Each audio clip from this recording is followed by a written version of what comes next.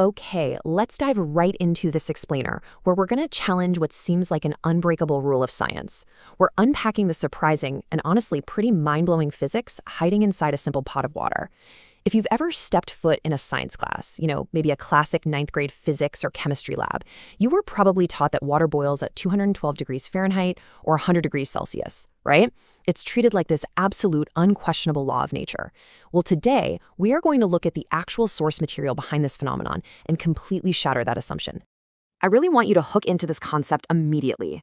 Just imagine a world where you don't need a hot stove or a roaring campfire to boil water.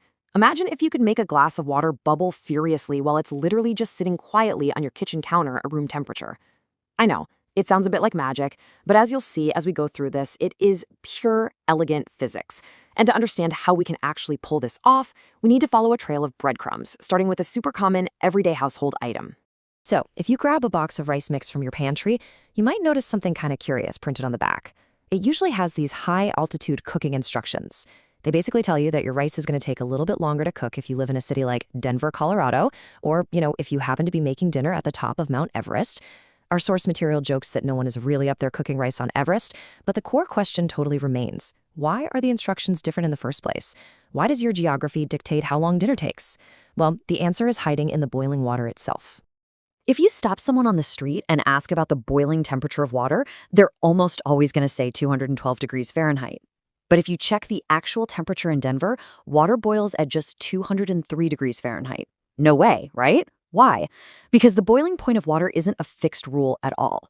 It actually decreases by about 1 single degree Fahrenheit for every 500 feet you go up in elevation above sea level. Because the water in Denver naturally boils at a cooler temperature, your rice is basically sitting in a cooler bath, which means, yep, it takes longer to cook.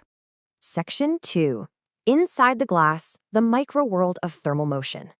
To really grasp why elevation messes with our boiling points and how we're eventually going to boil water without any heat at all, we need to mentally shrink down and look at the water molecules themselves. Let's picture a glass of water. If you could zoom in with supervision, you'd see that this liquid is made of a massive bunch of tiny molecules, right? 2 hydrogens, 1 oxygen.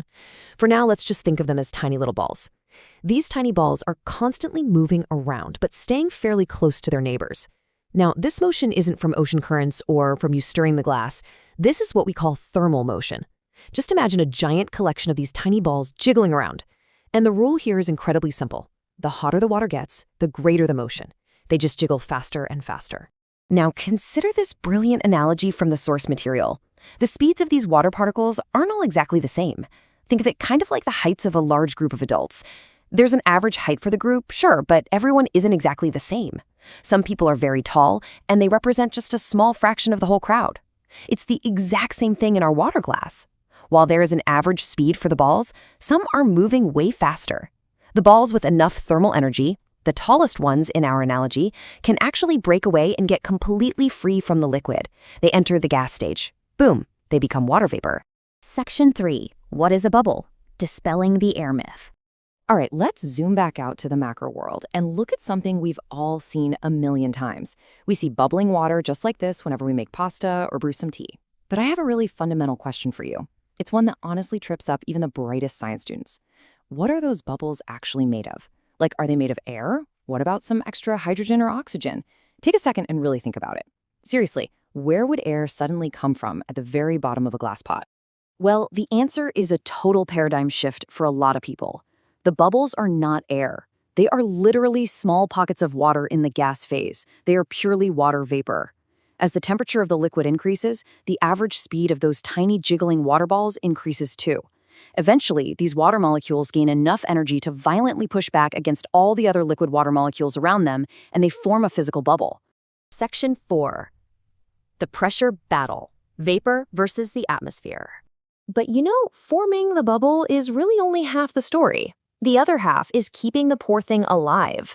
So the absolute crucial point here is understanding the epic invisible war happening right inside that pot to keep that bubble from just immediately collapsing under the weight of the world. Inside the bubble, you have vapor pressure actively pushing out. But fighting against it, trying to crush the bubble out of existence, is the pressure pushing in. This inward pressure comes from the water itself, and crucially, this is the big one, the atmospheric pressure pushing down from way above the glass. The golden rule of boiling is this: the vapor pressure on the inside must equal the total outside pressure for a bubble to survive and actually rise to the top. Now, you might be wondering, doesn't the water itself crush the bubble? Well, look at this tiny number, 0.2%. For a typical glass of water, the pressure at 2 centimeters below the surface is only a 0.2% increase over the regular atmospheric pressure. To put that in perspective, the deep water adds almost nothing. The absolute heavyweight champion here, the giant invisible weight crushing down on our tiny vapor bubbles, is the Earth's atmosphere. And this, my friends, brilliantly illustrates our ultimate loophole. Remember that golden rule? Vapor pressure has to equal outside pressure? Traditionally, we make that happen by cranking up the heat, making those tiny balls jiggle so wildly and hit so hard that their outward vapor pressure finally matches the heavy atmosphere. But what if we flip the whole equation? What if instead of adding heat to raise the vapor pressure, we just decrease the atmospheric pressure pushing down? Think about it. If we reduce the outside pressure enough, we don't even need to touch the temperature. The water can just boil right where it is.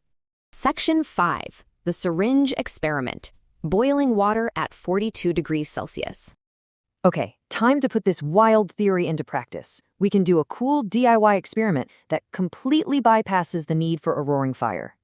The researcher and the source material isn't using a Bunsen burner here. They're literally holding a flask of boiling water with their bare hand. How? Because the water simply isn't hot. To recreate this trick at home or in the classroom, all you need is a large, sturdy plastic syringe. You just put some water inside it, making sure to leave very little air. Let's walk through the exact steps from our source. First up, water goes into the syringe. Second, you completely seal off the end. A bit of hot glue and a rubber stopper works perfectly for this. Third, you heat the water just slightly, bringing it up to about 42 degrees Celsius, which is roughly 100 degrees Fahrenheit. So it's just barely warm to the touch. Now, actually, wait, why heat it at all? Well, as humans, our arms just aren't strong enough to manually pull the plunger hard enough to create a perfect vacuum. So the water needs just a tiny bit of thermal help to get going. And finally, step 4, you forcefully pull the plunger out. By yanking that plunger, you are instantly increasing the volume inside the sealed space, which drastically drops the pressure pushing down on the liquid.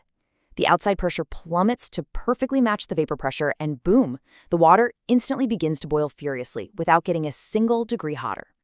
So this brings us full circle to a pretty staggering realization. Think back to that box of rice at the very start of this explainer. When you cook rice at sea level versus high up in the mountains, the underlying mechanism is literally identical to pulling that syringe. The Earth's gravitational field is acting exactly like a giant hand, pulling down on the atmosphere, compressing the air, and setting the absolute rules for when a bubble is allowed to exist. When you go up to Denver, you're moving further away from the center of that gravity. There is less air pushing down, the plunger is essentially pulled out just a little bit, and water boils at a lower temperature. So I'll leave you with this final thought. The next time you put a pot of water on the stove, remember that you aren't just adding heat to make some bubbles. You are actively equipping those tiny water molecules to fight a literal war against the entire crushing weight of Earth's atmosphere. Keep questioning the everyday world around you, and we'll see you in the next explainer.